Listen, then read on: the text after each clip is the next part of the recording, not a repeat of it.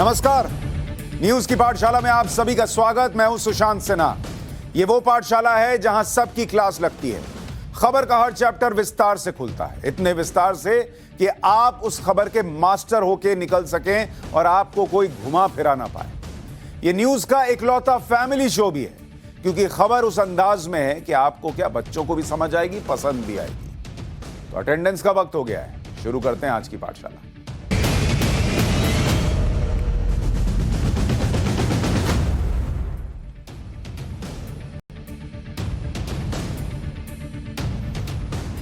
तो सबसे पहले आपको बता दूं कि आज पाठशाला में आपके लिए क्या लेकर आया हूं। हैकर्स के निशाने पर भारतीय मुसलमान। यह क्यों कह रहा हूं, यह आज आपको विस्तार से समझाऊंगा। यह बात आपको किसी ने बताई नहीं होगी, यह मेरा दावा है। यह शो आज देश के हर हिंदू और हर मुसलमान को भी देखना चाहिए। देश बचेगा जब एंटीवायरस इंस्टॉल होगा, यह बड़ा जरूरी है। और वह एंटीवायरस क्या है, कौन सा है, कैसे डाउनलोड होगा, वो भी आपको बताऊंगा। भारतीय मुसलमानों के लिए अंबेडकर चैलेंज क्या है, यह भी आपको बताऊंगा। और पाठशाला में प्रधानमंत्री नरेंद्र मोदी लाइव होंगे थोड़ी देर बाद, उसकी भी बात करूंगा। लेकिन पाठशाला में सबसे पहले भारतीय मुसलमानों के माइंड को हैक करने वालों की क्लास लगेगी।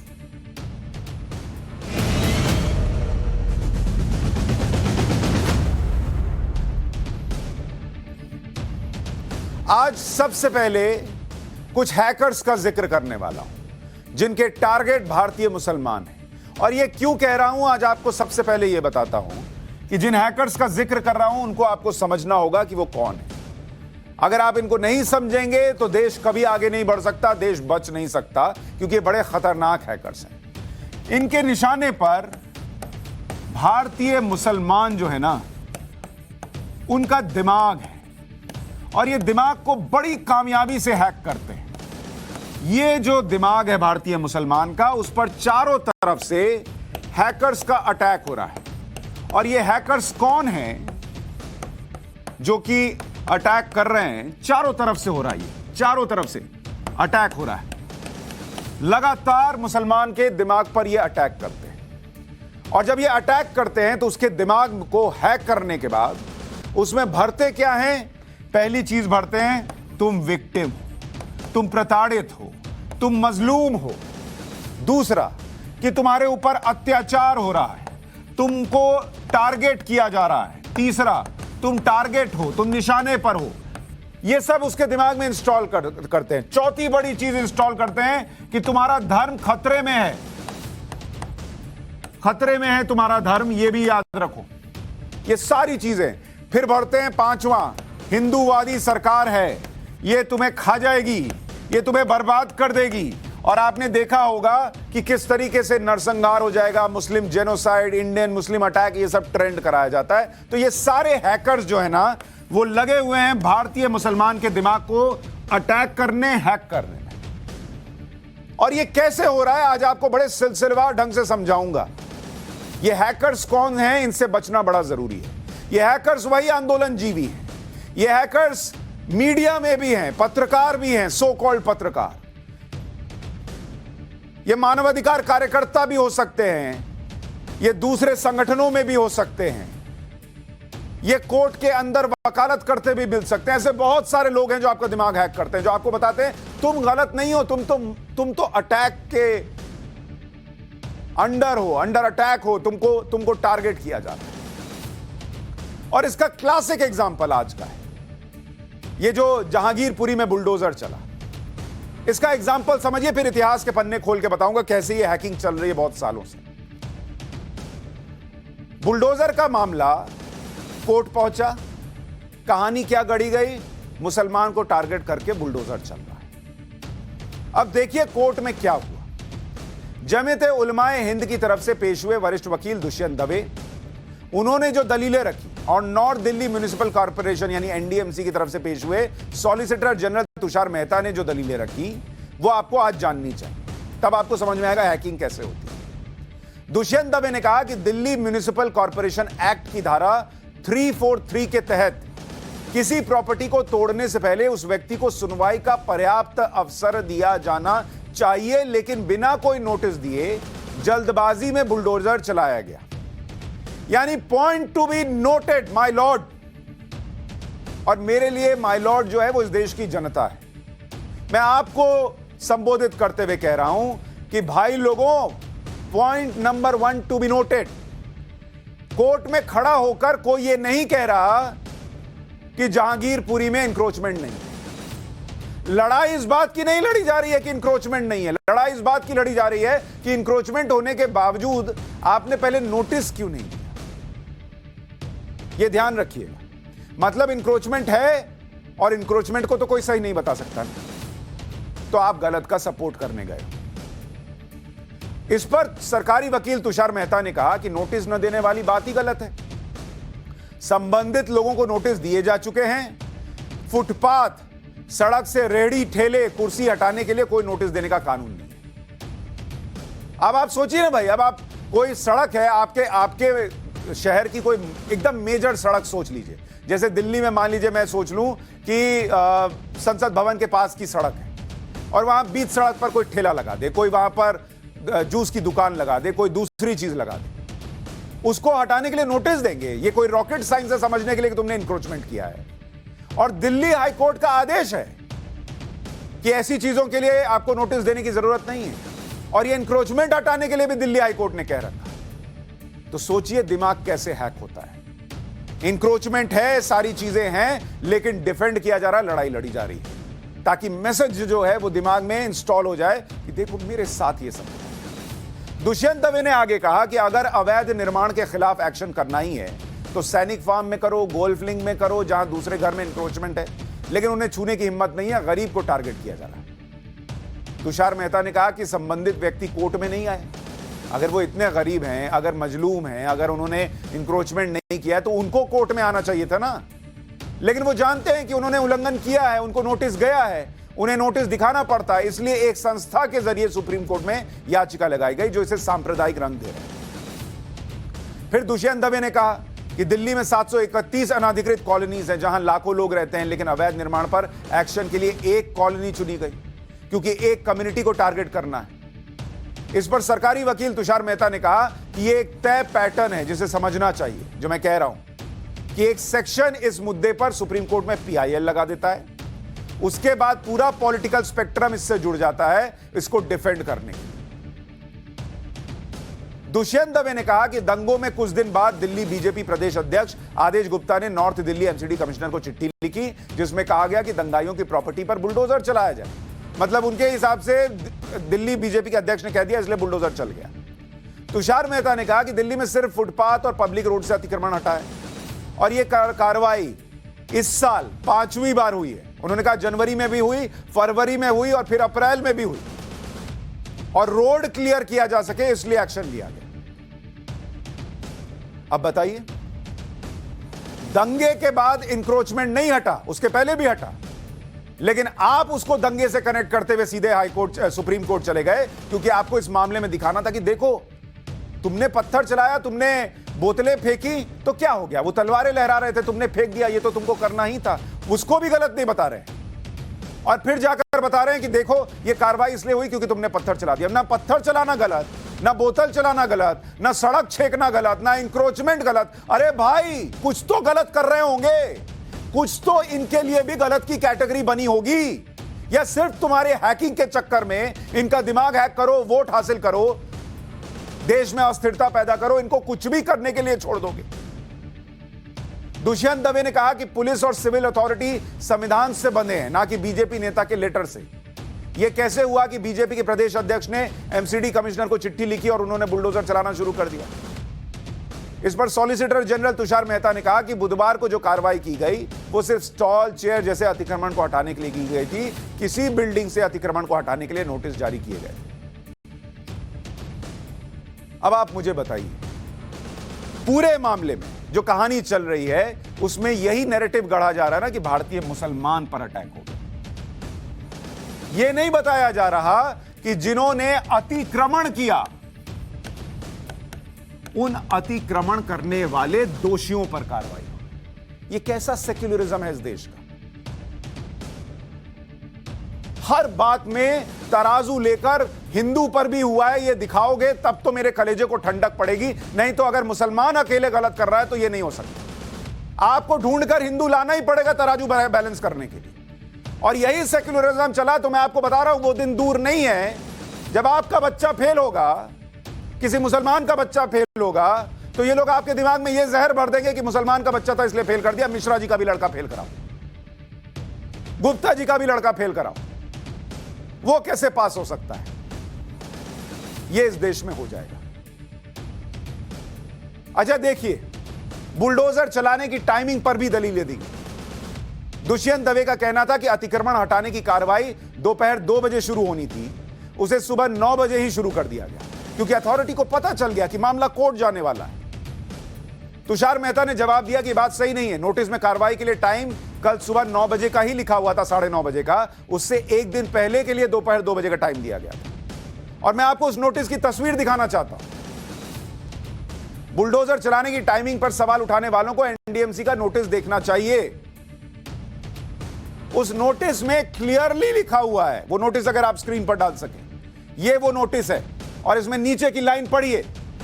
19 अप्रैल को लिखा है कि दोपहर 2 बजे के बाद करेंगे कार्रवाई, और अगर 20 को करेंगे और 21 को करेंगे तो सुबह 9:30 बजे से करेंगे। साफ लिखा है। दुष्यंत दवे को पढ़ने में नहीं आता, ये सब पढ़ने में आता है, लेकिन वो मुसलमान को पढ़ा रहे हैं। उसको बताना चाहते हैं कि देखो मैं तुम्हें बचाने पहुंचता, उसके पहले चूंकि इन लोगों को टारगेट करना था इसलिए बुलडोजर चला दिया। साफ लिखा है। और इसलिए मैं इस देश के मुसलमानों से कह रहा हूं कि इन हैकर्स से बचिए, यह बड़ा खतरनाक है। ये जो अटैक हो रहा है ना आपके दिमाग के ऊपर कि देखो देखो देखो तुम विक्टिम हो, तुम विक्टिम नहीं हो भाई। ये समझो कि तुम इस देश के कानून से ऊपर नहीं हो। कल वीडियो दिखाया मंदिर के सामने का इंक्रोचमेंट हटा, कल वीडियो दिखाया कि गुप्ता जी की जूस की दुकान भी टूटी, झा जी के पान की दुकान भी टूटी। बड़ा दुखद है कि हर बार तराजू बैलेंस करके दिखाना पड़ता है, लेकिन हर बार तुम्हारे दिमाग में ये लोग भरते हैं और तुम्हारा दिमाग भी चलाना तुम बंद कर देते हो। समझो भाई, समझो, नहीं हो रहा तुम पर अत्याचार। गलत करोगे, तुम्हारे गलत को गलत बताने वाला तुम्हारा असली दोस्त है। तुम्हारे गलत को डिफेंड करने वाला तुम्हारा दोस्त नहीं है।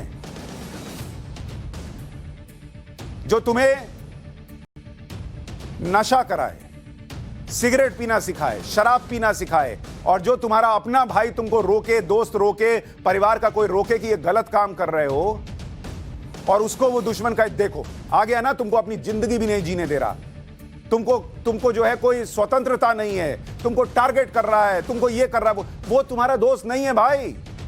दोस्त वो है जो तुम्हें सही राह दिखा रहा है कि गलत करोगे तो तुमको भी भुगतना होगा। यही इस देश में चलेगा, हिंदू के लिए भी, मुसलमान के लिए भी, सिख के लिए भी, ईसाई के लिए भी। तो इन हैकर्स से बचो। कैसे बचोगे मैं अभी बताऊंगा। दूसरे राज्यों में बुलडोजर से अतिक्रमण हटाने की कार्रवाई हो रही है। इसके खिलाफ जमीयत उलमाए हिंद की अर्जी पर वरिष्ठ वकील कपिल सिब्बल खड़े हो गए। कपिल सिब्बल ने क्या कहा? इंक्रोचमेंट पूरे देश में गंभीर समस्या है, लेकिन मुद्दा यह है कि इंक्रोचमेंट से मुसलमानों को जोड़ा जा रहा है। जब जुलूस निकलता है और हिंसा होती है तो उसके बाद सिर्फ एक समुदाय के घरों पर बुलडोजर चलता है। मध्य प्रदेश में मंत्री कहते हैं कि मुस्लिम ऐसा करते हैं तो उन्हें न्याय की उम्मीद नहीं करनी चाहिए। मंत्री किस हक से यह कह रहे हैं? यह कपिल सिब्बल कह रहे थे। इस पर सरकारी वकील तुषार मेहता ने जवाब दिया, और बहुत ध्यान से यह जवाब सुनिएगा, कि मध्य प्रदेश के खरगोन में जो बुलडोजर चला उसमें 88 प्रभावित परिवार हिंदू थे, मात्र 26 परिवार मुसलमान थे। अब मुझे बताइए कपिल सिब्बल के लिए क्या यह मुश्किल था पता लगाना कि 88 हिंदुओं पर कार्रवाई हुई और 26 मुसलमानों पर? लेकिन वो नहीं पता लगाएंगे, और पता रहते हुए भी आपको भारतीय मुसलमान को नहीं बताएंगे, क्योंकि दिमाग हैक करना है। आपके दिमाग में भरना है कि तुम विक्टिम हो, तुम पर अत्याचार हो रहा है, टारगेट हो, धर्म में जो है वो खतरे में। 88 हिंदुओं पर कार्रवाई हुई, किसी हिंदू के दिमाग में भरा गया? कपिल सिब्बल हिंदुओं के लिए गए क्या कि हिंदू जो है वो टारगेट हो रहा है मध्य प्रदेश के अंदर? नहीं।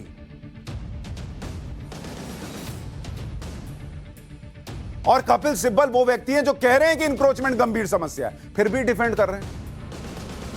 कह रहे हैं कि मुस्लिम से जोड़ रहे हैं। इस बात ये दिक्कत है कि मुस्लिम का इंक्रोचमेंट हटा रहे हैं। अरे क्यों नहीं हटेगा भाई, क्यों नहीं हटेगा मुसलमान का इंक्रोचमेंट? सॉलिसिटर जनरल जब यह बता रहे थे कि मध्य प्रदेश में 88 हिंदुओं पर कार्रवाई हुई परिवारों पर और 26 मुसलमान परिवार पर, तो उन्होंने क्या कहा आपको पता है? उन्होंने कहा कि इस तरह का आंकड़ा देना अच्छा नहीं लग रहा, क्योंकि सरकारी कार्रवाई हिंदू मुसलमान देखकर हुई नहीं थी, लेकिन यह आंकड़ा देना पड़ रहा है इन लोगों की वजह से। मजबूर कर दिया इन लोगों ने कि बताओ इसमें कितने हिंदू कितने मुसलमान। ये वो लोग हैं जो सेना में भी कितने मुस्लिम हैं कितने हिंदू हैं ये ढूंढने पर आते हैं, ताकि दिमाग में भर दें कि देखो तुमको फौज में नहीं लेते क्योंकि इनको भरोसा नहीं है तुम डिफेंड कर पाओ। ये लोग इस हद तक, और ये लोग का मतलब अभी कपिल सिब्बल की बात नहीं कर रहा हूं, लेकिन पूरा जो सिस्टम है जो दिमाग हैक करता है उसकी बात कर रहा हूं। उसमें पत्रकार भी हैं, आर्टिकल लिखने वाले भी हैं, किताबें लिखने वाले भी हैं, अवार्ड वापसी गैंग भी है, जो आंदोलन जीवी हैं वो भी हैं। क्योंकि इनको, मैं आपको ईमानदारी से बता रहा हूं, आपसे कोई मतलब नहीं। मैंने बताया ना, इनके लिए वो दिखता है फ्री फ्री फ्री, मुसलमान का वोट बल्क में मिल रहा है, फ्री फ्री फ्री लूटने पहुंचो। इनको सिर्फ आपके वोट से मतलब है। मध्य प्रदेश के मामले में 2021 और 22 में भी नोटिस दिए गए थे, आज कोर्ट में यह भी बताया गया। सुनवाई के दौरान कपिल सिब्बल ने कहा जब तक इस मामले की पूरी सुनवाई नहीं हो जाती तब तक इस तरीके से किए जा रहे डेमोलिशंस को रोकने का ऑर्डर पास होना चाहिए। इस पर सुप्रीम कोर्ट ने कहा कि हम पूरे इंडिया लेवल पर डेमोलिशन रोकने के खिलाफ है, कोई आदेश ऐसा पारित नहीं कर सकते कि आप पूरे इंडिया लेवल पर डेमोलिशन रोक दो। ये कैसे कर सकते हैं? इस पर कपिल सिब्बल ने कहा कि तो एक काम कीजिए, बुलडोजर वाली कार्रवाई रुकवा दीजिए। तो कोर्ट ने सीधा कहा कि बॉस डेमोलिशन तो बुलडोजर से ही होगा ना। इतना सा चेहरा रह गया होगा कपिल सिब्बल साहब का। दिल्ली के जहांगीरपुरी में उस अतिक्रमण को हटाया गया जो फुटपाथ और सड़क को घेर रहा। मैं आपको तस्वीरें दिखा रहा हूं। यह जहांगीरपुरी की वो तस्वीर है जो अतिक्रमण के पहले की है। आप मुझे देखिए, देखकर बताइए क्या यह ठीक है? यह अतिक्रमण हटना चाहिए कि नहीं हटना चाहिए? सिर्फ इसलिए छोड़ दिया जाए कि गरीब है, सिर्फ इसलिए छोड़ दिया जाए। जो आज अतिक्रमण के खिलाफ ये कहते हुए चले गए कि मुसलमान हो रहा है, टारगेट हो रहा है, गरीब टारगेट हो रहा है, तो गरीब और मुसलमान देखकर छोड़ने पर आए। उनसे पूछना चाहिए इस देश के मुसलमानों को कि तुमने आज भी 70 साल में से 50 साल राज करने के बाद भी कपिल सिब्बल की पार्टी ने उन्हें सड़क पर अतिक्रमण कर कर रहने के लिए क्यों छोड़ रखा है? वहां जो गंदगी है, जिस हालत में ये रहते हैं, जो बीमारियां होंगी, वो हिंदू मुसलमान नहीं देखती बॉस। कोई पूछे कपिल सिब्बल से, कोई पूछे राहुल गांधी से जो ट्वीट करके कह रहे हैं कि मुसलमान टारगेट हो रहा है, वो मुसलमान पलट के पूछे कि मेरे गलत अतिक्रमण को जस्टिफाई मत करो, पर मुझे बताओ कि तुमने मुझे अतिक्रमण करके रहने पर मजबूर क्यों किया इस देश के अंदर? और अगर बाहर से आया हुआ बांग्लादेशी और रोहिंग्या है तो उनको एंट्री कैसे मिली इस देश के अंदर? ये लोग चाहते हैं कि आप ऐसे ही रहे। अतिक्रमण हटेगा, कहीं बेहतर जगह जिंदगी ढूंढिएगा, कुछ कीजिएगा, एक अच्छे नागरिक की तरह रहिएगा, ये इनको नहीं। ऐसे ही रहो, पड़े रहो, लेकिन वोट हमको देते रहो। फुटपाथ पर बड़ा बड़ा सामान रखा हुआ है, गंदगी है। मुझे ईमानदारी से बताइए, देश के जो पढ़े लिखे मुसलमान ये शो देख रहे हैं, आप बताइए, आपको अच्छा लगता है आपका मुसलमान भाई जो है वो ऐसी हालत में रह रहा? मुझे तो अच्छा नहीं लग रहा। अतिक्रमण को डिफेंड कर रहे हैं सिर्फ इसलिए क्योंकि 2024 दिखता है। और ये आज की कहानी नहीं है बॉस। ये जो मैं आपको बता रहा हूं, समझा रहा हूं, ये हैकर्स जो हैं ये आज के एक्टिव नहीं हुए हैं। इन्होंने ये मुस्लिम दिमाग जो है मुसलमान का, ये हैक करना शुरू किया बहुत पहले से। और एक तरह से कहूं तो 80 के दौर में, आपको एक एग्जांपल देकर बताता हूं कैसे दिमाग हैक होता है। शाहबानो केस था।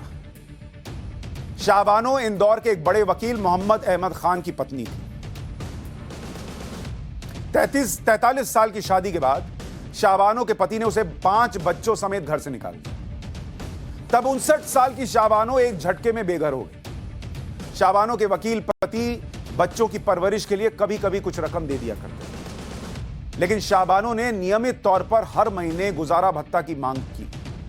गुजारा भत्ता पर जब विवाद बढ़ा तो शाबानो के पति ने उसे तलाक बिद्दत यानी 3 तलाक दे दिया। मेहर की रकम का भुगतान करके शाबानो के पति ने कह दिया कि वो अब आगे कोई रकम नहीं देंगे। देख लो, शाबानो के पति की दलील थी कि भारत में मुस्लिम पर्सनल लॉ के मुताबिक तलाक के बाद 3 महीने इद्दत की मुद्दत होती है। इद्दत की मुद्दत तलाकशुदा महिला की देखरेख की जिम्मेदारी शौहर की होती है, उसके बाद नहीं होती।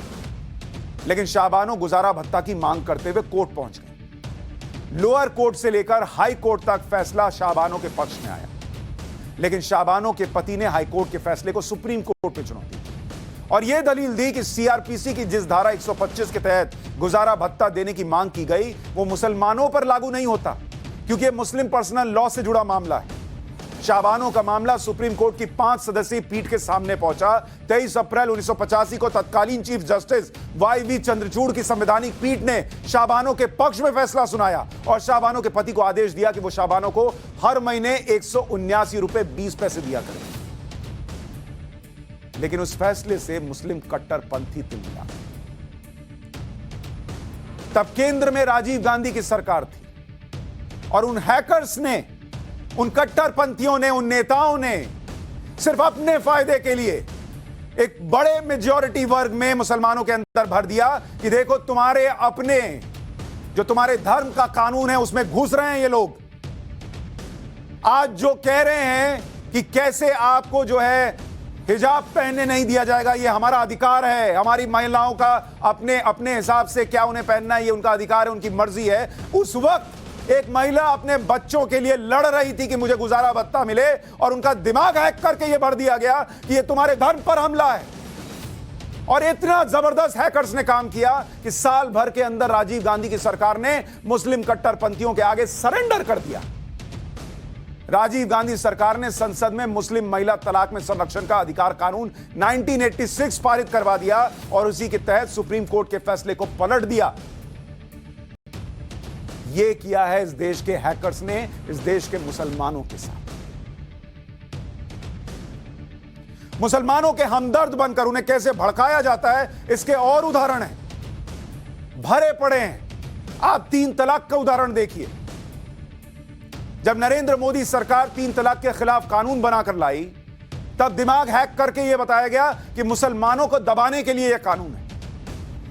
सच क्या है? 3 तलाक से पीड़ित महिलाओं को इंसाफ दिलाना मकसद था।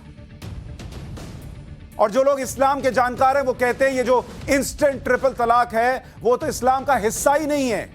फिर भी लोगों के दिमाग में यह भर दिया गया, देखो तुम्हारे धर्म पर अटैक कर रहे हैं, यह हिंदूवादी सरकार है, महिलाओं को हक मिले। आज आप जब ये शो देख रहे हैं अपने बगल में बैठी किसी महिला को देखिए, आपकी बहन हो, आपकी मां हो, आपकी बेटी हो, पलट के देखिए और सोचिए अगर इसको कोई कह दे तलाक तलाक तलाक और निकलो घर से, क्या ये आपको जचता? लेकिन दिमाग हैक कर दिया गया कि नहीं नहीं नहीं तुम्हारे धर्म पर अटैक है। और हमारे जैसे लोग जो समझाने आए कि भाई ये तो उस महिला का अधिकार है, तुम्हारे साथ भी ऐसा होता तो तुमको अच्छा नहीं लगता, उनको बना दिया गया विलन। हिजाब विवाद का उदाहरण देख लीजिए। एक्शन क्या था कि स्कूल में ड्रेस कोड लागू होता है। यह नहीं कहा गया कि हिंदुस्तान में हिजाब पहनने पर बैन हो रहा है, बिल्कुल नहीं। सिर्फ स्कूल में ड्रेस कोड की बात हुई। नैरेटिव क्या बनाया? मुसलमान क्या पहनेंगे अब यह सरकार तय कर रही है। और सच क्या था कि स्कूल में ड्रेस कोड है जो हर धर्म के स्टूडेंट पर लागू है। हाई कोर्ट में भी यही बात साबित नहीं हुई कि इस्लाम में हिजाब पहनना उस धर्म का हिस्सा है या जरूरी है, लेकिन दिमाग हैक करके भर दिया। अरे ये मौजूदा सरकार है, तुमको टारगेट कर रही है, अपने हिसाब से कपड़े नहीं पहनने दे रही। लाउडस्पीकर का विवाद देखिए। लाउडस्पीकर पर अजान से शोर होने का विरोध हुआ। नैरेटिव क्या गढ़ा गया? मुसलमानों को यह कहकर भड़काया गया कि उनकी धार्मिक आजादी उनसे छीनी जा रही है। सच क्या है? पूरी तरह से नॉइज पॉल्यूशन का मामला है। सुप्रीम कोर्ट की गाइडलाइंस है, हर धर्म पर है। योगी आदित्यनाथ सरकार ने उत्तर प्रदेश में मंदिरों से भी कहा है कि अपनी आवाज कम कीजिए। कल आपको रिपोर्ट दिखाई थी कि मथुरा के मंदिर ने अपनी मर्जी से वॉल्यूम कम कर दिया, लेकिन हैकर्स आपको यह नहीं बताएंगे। कल आपको तस्वीर दिखाई थी कि कैसे जहांगीरपुरी में मंदिर जो है उसके सामने का इंक्रोचमेंट तो हटाई, मंदिर के लोगों ने खुद ग्रिल हटा दी अपनी मंदिर की कि ये इंक्रोचमेंट है, इसको हटा दो। लेकिन हैकर्स आपको ये नहीं बताएंगे। ये बताएंगे तो दिमाग में जहर कैसे भरेगा कि तुम अंडर अटैक हो, फिर देश के साथ कैसे चलोगे। सीए पर गुमराह किया, क्या नैरेटिव था कि मुसलमानों की नागरिकता छीन ली जाए। सच क्या था? सरकार ने संसद में साफ साफ कहा किसी की नागरिकता जाने की बात ही नहीं है भाई। ये जो बाहर से दूसरे देशों में हिंदू सिख जो माइनॉरिटीज है वहां के वो रह रहे हैं, उनको यहां पर नागरिकता देने की बात है, क्योंकि वहां बहुत भयंकर अत्याचार चल रहा है पाकिस्तान अफगानिस्तान जैसे देश में। किसी की नागरिकता छीनने का कोई प्रावधान ही नहीं था। सीए आने के बाद किसकी नागरिकता गई? लेकिन टारगेट बनाया गया, हैक किया गया, दिमाग भर दिया गया, मुसलमान को कर रहे हैं। मुस्लिम माइंड्स के हैकर्स वो लोग भी हैं जो तुष्टीकरण की राजनीति करते हैं। जहांगीरपुरी के मामले में इन लोगों को सियासी टूरिज्म की नई जगह मिल गई। जहांगीरपुरी सेक्युलर मोर्चे का नया टूरिज्म सेंटर बन गया। जहांगीरपुरी में 20 अप्रैल यानी कल अतिक्रमण हटाओ अभियान के दौरान ही लेफ्ट नेता बृंदा करात पहुंच गई, हाथ खड़े कर दिया, बुलडोजर नहीं चलेगा। अरे आप कौन थी रोकने वाली भाई? कोर्ट का फैसला भी आया था तो पुलिस रोक। दिन में बृंदा करात पहुंची, शाम में असदुद्दीन ओवैसी पहुंच गए। हिंदू भाइयों पर पत्थर चला, उनके पास नहीं गए, लेकिन वहां इंक्रोचमेंट पर कार्रवाई हुई तो पहुंच गए। कहने लगे मुसलमानों के घरों पर ही बुलडोजर चल रहा है। कहां चला है सिर्फ मुसलमानों के घर पर? इस पॉलिटिकल टूरिज्म में कांग्रेस कैसे पीछे रहती? फ्री फ्री फ्री, मुसलमान का वोट फ्री मिल रहा है, सब पहुंच रहे हैं दौड़े दौड़े। आज कांग्रेस नेताओं का एक डेलीगेशन जहांगीरपुरी पहुंच गया। दिल्ली प्रदेश कांग्रेस के अध्यक्ष अनिल चौधरी, कांग्रेस महासचिव अजय माकन, इमरान प्रतापगढ़ी सब थे। पुलिस ने इस डेलीगेशन को किसी से मिलने नहीं दिया। कांग्रेस के पीछे पीछे आम आदमी पार्टी का एक डेलीगेशन जहांगीरपुरी पहुंचा, जिसमें आम आदमी पार्टी के 3 विधायकों के साथ लगभग 50 समर्थक। पुलिस ने सभी को घटनास्थल से पहले ही रोक दिया। बाद में केवल 5 लोगों को कुशल चौक तक जाने की इजाजत दी। पश्चिम बंगाल की मुख्यमंत्री ममता बनर्जी भी जहांगीरपुरी पॉलिटिकल टूरिज्म में अपनी फैक्ट फाइंडिंग टीम भेजेंगी, जिसमें टीएमसी के 5 सांसद शामिल होंगे और इस टीम के सदस्य जहांगीरपुरी में प्रभावित लोगों से मुलाकात करेंगे और अपनी रिपोर्ट ममता बनर्जी को सौंपेंगे। समाजवादी पार्टी अध्यक्ष अखिलेश यादव भी अपना डेलीगेशन जहांगीरपुरी भेजेंगे, जिसमें समाजवादी पार्टी के 5 सदस्य शामिल होंगे। सपा सदस्य जहांगीरपुरी में प्रभावित लोगों से मुलाकात करेंगे। ये सब आएंगे, आपको बताएंगे हमारे साथ कितना गलत है, और आपका पहले से हैक हुआ दिमाग कहेगा यही मेरा दोस्त है। और जो कह रहा है कि देश के कानून के साथ खिलवाड़ हो रहा है अगर अतिक्रमण हटाने से रोका जा रहा है, वो मेरा दुश्मन है। मुसलमानों के दिमाग में विक्टिम कार्ड की चिप डालने वाला एक वर्ग है, जिसके बारे में मैंने आपको बताया। दूसरा वर्ग है जो मुसलमानों को हिंसा के लिए भड़काने की कोशिश करता है, भड़काऊ बयान देते हैं। इस कैटेगरी में मौलाना तौकीर रजा का नाम है। आज उन्होंने फिर भड़काऊ बयान दिया है, एक बार सुन लीजिए। अगर हुकूमत ने इस दौरान अपने तरीक़े कार को दुरुस्त नहीं किया, एक तरफा कार्रवाई का अमल जारी रखा, अभी 10 दिन हैं, इन 10 दिनों में अपना तरीक़ा कार दुरुस्त कर ले, वरना हम दिल्ली से इंशाल्लाह ये ऐलान होगा ईद के बाद कि हम देशव्यापी जेल भरो आंदोलन इंशाल्लाह, और उसमें हिंदू मुस्लिम तमाम लोग शामिल होंगे। और जिस दिन मुसलमान सड़कों पर आएगा उस दिन फिर किसी के कब्जे में नहीं आने वाला है, ये समझ लिया जाए। अब मुझे बताइए, जब मामला ऑलरेडी सुप्रीम कोर्ट में है तो इस धमकी का क्या मतलब है? कल ऐसा ही एक ट्वीट आपको असदुद्दीन ओवैसी का दिखाया था। मौलाना तौकीर रजा पहले भी सुर्खियों में रह चुके हैं। इसी साल जनवरी में यानी यूपी चुनाव के दौरान कांग्रेस महासचिव प्रियंका वाड्रा के साथ उनकी तस्वीर सामने आई। उस वक्त भी तौकीर रजा ने भड़काऊ बयानबाजी की थी। कहा था कि हिंदुस्तान का नक्शा बदल जाएगा। इन मौलानाओं की मैंने पाठशाला में क्लास भी लगाई। लेकिन बाबा साहब अंबेडकर ने इस्लाम और मुस्लिम पॉलिटिक्स को लेकर Pakistan and the partition of India किताब में कुछ लिखा था। आज मैं आपको वो बताना चाहता हूं। उन्होंने लिखा था कि Islam can never allow a true Muslim to adopt India as his motherland and regard a Hindu as his kith and kin. That is probably the reason why Maulana Muhammad Ali Jinnah, a great Indian but a true Muslim, preferred to be buried in Jerusalem rather than in India. इसका मतलब यह है कि बाबा साहब अंबेडकर ने कहा, इस्लाम कभी भी एक सच्चे मुस्लिम को भारत मातृभूमि के तौर पर अपनाने नहीं देगा और ना ही किसी हिंदू को कभी अपने भाई और मित्र की तरह मानने देगा। शायद यही कारण है कि मौलाना मोहम्मद अली जो महान भारतीय थे लेकिन एक सच्चे मुस्लिम ने भारत की जगह यरूशलेम में दफनाया जाना पसंद किया। बाबा साहब की फोटो कई जगह आजकल मैंने देखा था शाहीन बाग में भी लगी हुई थी।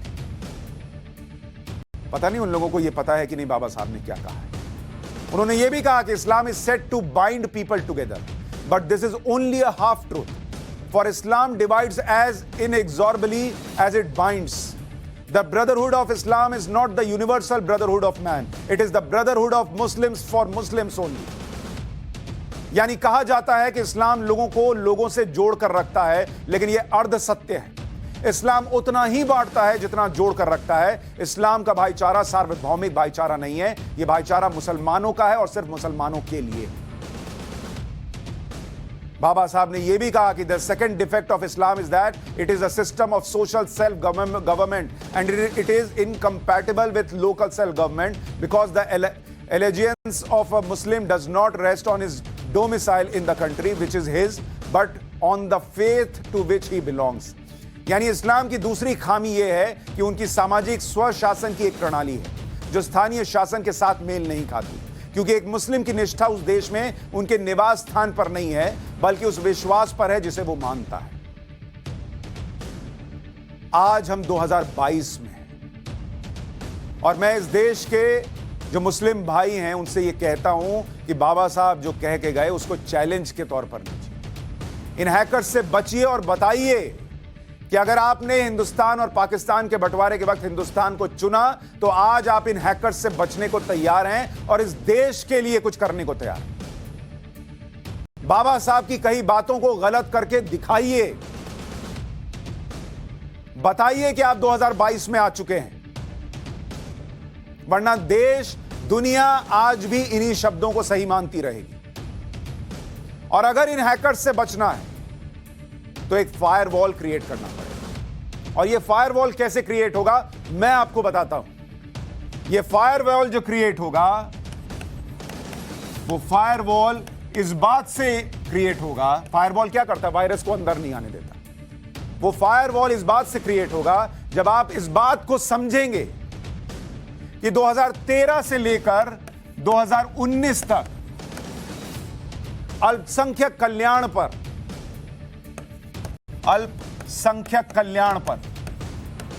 कितना पैसा खर्च हुआ आपको पता है? उसी सरकार के अंदर जिसे हिंदूवादी सरकार और आपके ऊपर खतरा बताया जाता है, 22,000 करोड़ रुपए खर्च हुए। 22,000 करोड़। इतना ही नहीं, अल्पसंख्यक छात्र जो हैं उनको जो स्कॉलरशिप मिली, कितने बच्चों को मिली आपको पता है? 3 करोड़ 20 लाख, 3.2 करोड़ को स्कॉलरशिप मिली। और यह पिछली सरकार के मुकाबले ज्यादा है। ज्यादा यानी जिन्हें मुसलमानों का मसीहा बताया जाता है उसके मुकाबले ज्यादा स्कॉलरशिप मिली है उस सरकार में जिससे आपको खतरा बताया जाता है। स्कूली शिक्षा पूरी करने वाले मुस्लिम स्टूडेंट पुरुष 2005-2006 में कितने थे आपको पता है? पुरुष का बता रहा हूं, 11.7% जिन्होंने स्कूली शिक्षा पूरी की थी। 2015-16 में यह बढ़कर आंकड़ा कितना हो गया आपको पता है? 21.2%। तो जो लोग आपके दिमाग में ये हैक करके भरते हैं कि ये सरकार तो आपको पत्थर थमाना चाहती है, वो आपको स्कूल जाना सिखा रही है, लेकिन आपके दिमाग को हैक किया जा रहा है। देश के साथ आपको आगे बढ़ना है, ये नहीं बताया जा रहा। महिलाओं के लिए ये आंकड़ा 6.6% का था 2005 से 2006 में, और 2015-16 में कितना हो गया?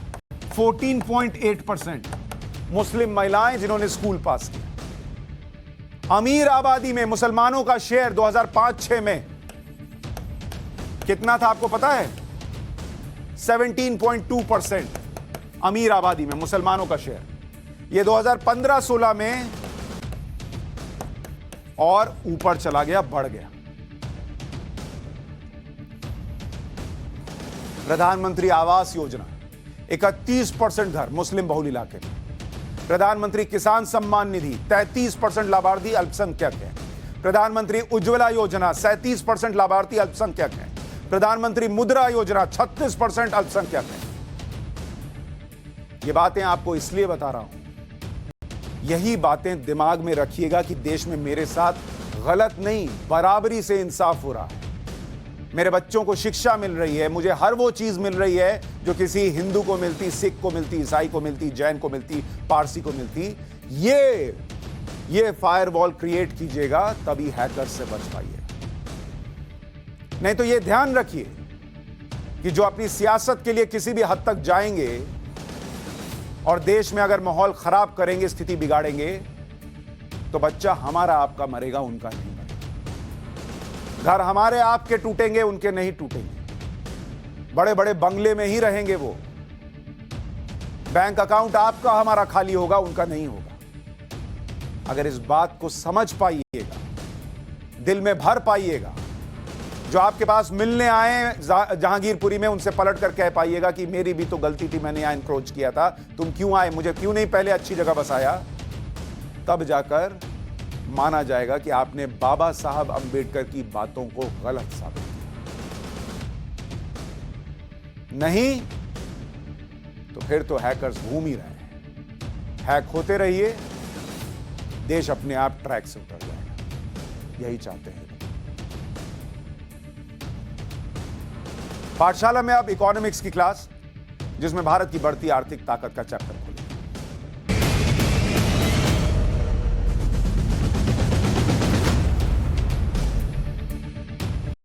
ब्रिटिश प्रधानमंत्री बोरिस जॉनसन भारत के दौरे पर। भारत दौरे का पहला दिन बोरिस जॉनसन ने गुजरात में गुजारा। वडोदरा में बोरिस जॉनसन बुलडोजर बनाने वाली ब्रिटिश कंपनी के प्लांट का उद्घाटन कर रहे थे। बोरिस जॉनसन ने बुलडोजर पर चढ़कर भी देखा।